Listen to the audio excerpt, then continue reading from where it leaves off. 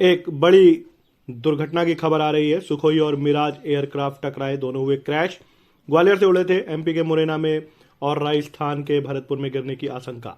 एक पायलट की मौत की जानकारी आ रही है। शनिवार सुबह 10 से 10:30 बजे के बीच हुआ बड़ा हादसा। एयरफोर्स के दो फाइटर प्लेन सुखोई 30 और मिराज 2000 एयरक्राफ्ट आपस में टकराकर क्रैश हो गए। मिराज में एक और सुखोई में दो पायलट सवार थे। इनमें से एक पायलट की मौत हो गई है। अभी यह साफ नहीं है कि यह पायलट किस एयरक्राफ्ट का था।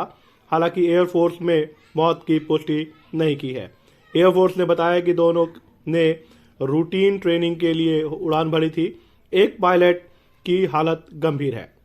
मिली जानकारी के अनुसार मुताबिक टकराने के बाद दोनों विमानों के दो अलग अलग जगहों पर गिरने की आशंका है। एक प्लेन मध्य प्रदेश के मुरैना और दूसरा पहाड़गढ़ में और दूसरा राजस्थान के भरतपुर के पिमोरा में गिरने की बात कही जा रही है। सूत्रों के मुताबिक ये जो दुर्घटना हुई है, इस दुर्घटना के बारे में बताया जा रहा है कि मुरैना एसपी आशुतोष बागरी ने बताया कि ग्वालियर एयरफोर्स स्टेशन से वायुसेना के दोनों विमानों के टेक ऑफ करने की जानकारी मिली थी।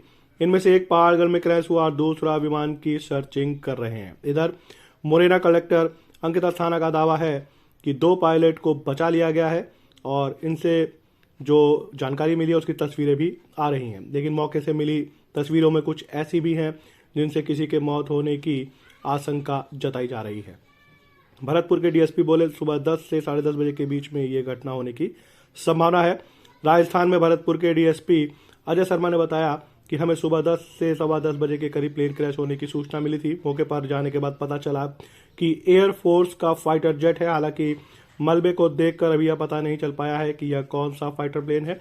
अभी तक इसके पायलट के बारे में भी जानकारी नहीं मिल पाई है। मुरैना में गिरे सुखोई में सवार दोनों पायलट घायल हैं, उन्हें ग्वालियर में भर्ती कराया गया है। मुरैना के पहाड़गंज में हादसे की जगह से एक पायलट का एक हाथ भी मिला है। आशंका है कि यह हाथ भरतपुर में गिरे मिराज एयरक्राफ्ट के पायलट का हो सकता है। मुरैना एसपी आशुतोष बागरी ने बताया कि ह्यूमन बॉडी का यह पार्ट किसका है, इस बारे में अभी कुछ कहा नहीं जा सकता। आइए जानने की कोशिश करते हैं कि यह दुर्घटना होने के क्या कारण हो सकते हैं।